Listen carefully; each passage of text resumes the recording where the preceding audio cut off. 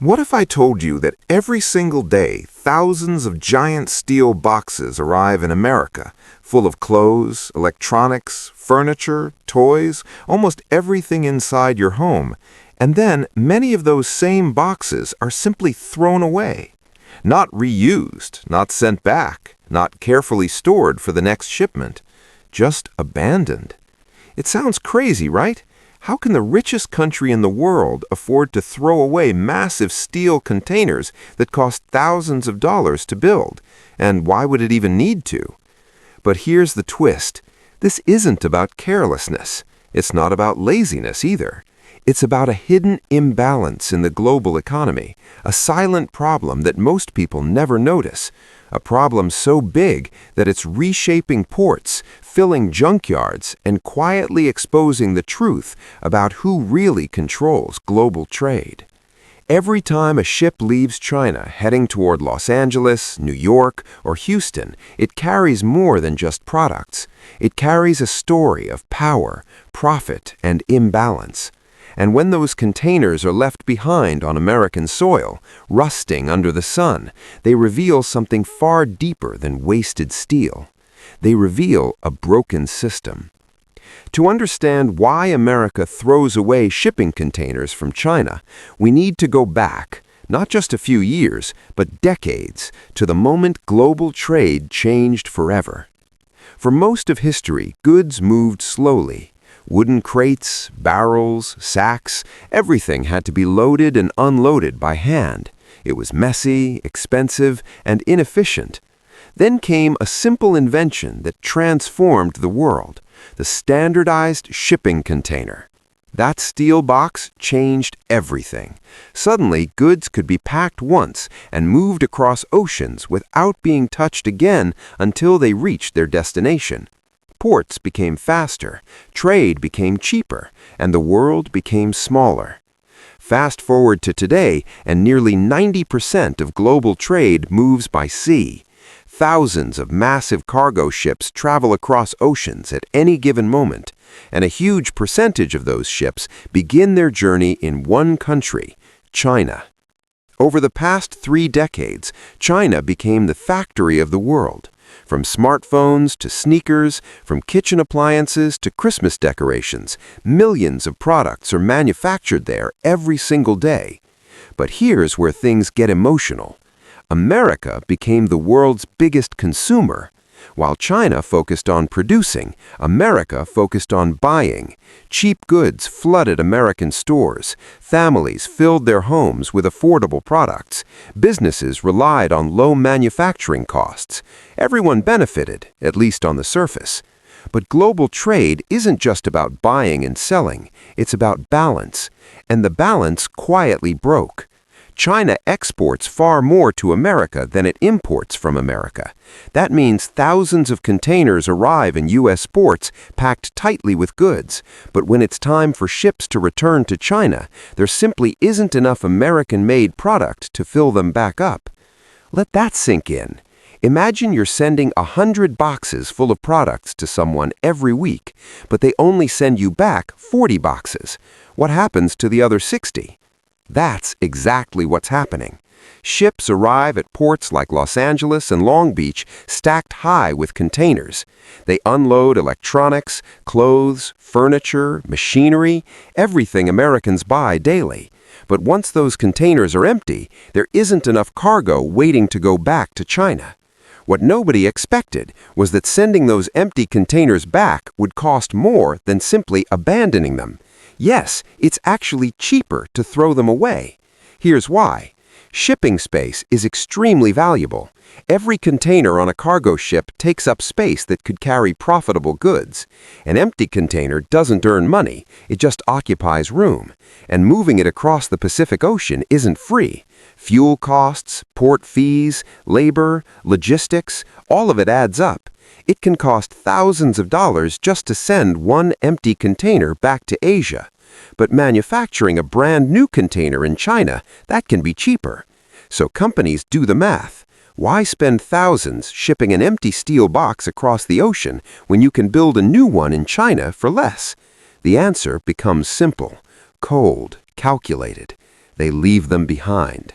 Across America, ports are filled with stacks of unused containers. Some are sold cheaply, some are turned into storage units, some are transformed into trendy homes, pop-up shops, even swimming pools. But many of them, they sit in junkyards, rusting, forgotten. This isn't just about metal boxes, it's about a trade relationship that became one-sided. America imports far more than it exports. That trade deficit isn't just numbers on a government report. It has physical consequences. It creates mountains of empty steel containers scattered across the country. And here's where the story gets deeper. This imbalance didn't happen overnight. Over time, American manufacturing moved overseas. Factories closed. Production shifted to cheaper labor markets. Consumers enjoyed lower prices, but domestic output shrank. So when containers arrive full of Chinese-made goods, there simply aren't enough American-made products waiting to fill them back up. It's like a relationship where one partner gives far more than the other. Eventually, the imbalance shows. But here's another twist. During the pandemic, this problem exploded. Demand for goods in America skyrocketed. People stuck at home ordered furniture, electronics, gym equipment, home office supplies. Ships from China arrived in record numbers. Ports became overwhelmed.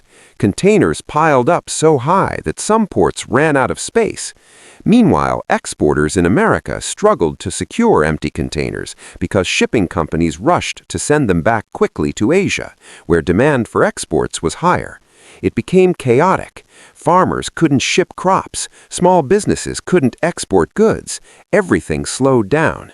And yet, even during this crisis, thousands of containers still ended up sitting unused because the core problem remained: imbalance. China produces more goods for America than America produces for China, and the containers tell that story better than any economist ever could. But let's pause for a second and think emotionally. Each container represents labor, steel mined, workers hired, factories running, ships traveling across dangerous oceans, and then abandonment. It's a symbol of excess, of overconsumption, of a system designed for speed and profit rather than sustainability. Now imagine driving past a port and seeing stacks of containers reaching toward the sky. It looks like progress, like growth, but hidden inside that image is waste. Some containers are repurposed creatively. Architects use them to build modern homes. Entrepreneurs turn them into cafes. Farmers use them for storage. Artists paint them into colorful installations. But those are small solutions to a massive issue. The reality is simple. The cost of global imbalance is being paid in steel. And that imbalance raises uncomfortable questions. What happens if relations between the two countries become strained? What happens if shipping slows down? What happens if production shifts again? Those empty containers are more than leftovers. They are reminders of dependence. America depends heavily on imported goods. China depends heavily on American consumers. It's a relationship built on convenience, but vulnerable to disruption. And every abandoned container whispers the same message: this system is fragile. Because if trade were balanced, containers would flow smoothly back and forth. They wouldn't pile up. They wouldn't rust in silence. Instead, they would complete the journey they were built for. But here's the deeper emotional truth. The container problem exposes something about modern life.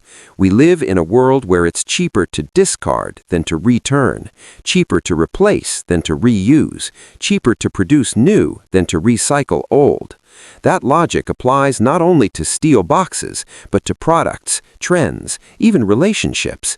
It's efficiency without reflection, profit without patience, speed without sustainability. And when you realize that millions of containers are produced every year while old ones sit unused, the image becomes heavier. 2 tons of steel per container. Multiply that by thousands. Now imagine the environmental cost, the energy required to manufacture new steel, the carbon emissions from shipping, all because the system says it's cheaper. That's the emotional weight of this story. It's not just about America throwing away containers from China. It's about a global economy designed around imbalance, where numbers matter more than consequences. And yet, change is possible. Some companies are investing in better container tracking. Some are redesigning logistics networks. Some are encouraging more domestic production.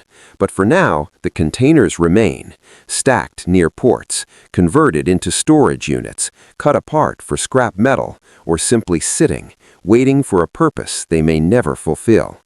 The next time you order something online and it arrives at your door in perfect condition, think about the journey it took. Think about the massive steel box that carried it across the ocean, and then ask yourself, where is that container now? Is it sailing back full of American goods? Or is it sitting somewhere in a quiet yard, rust slowly spreading across its surface? Because sometimes the big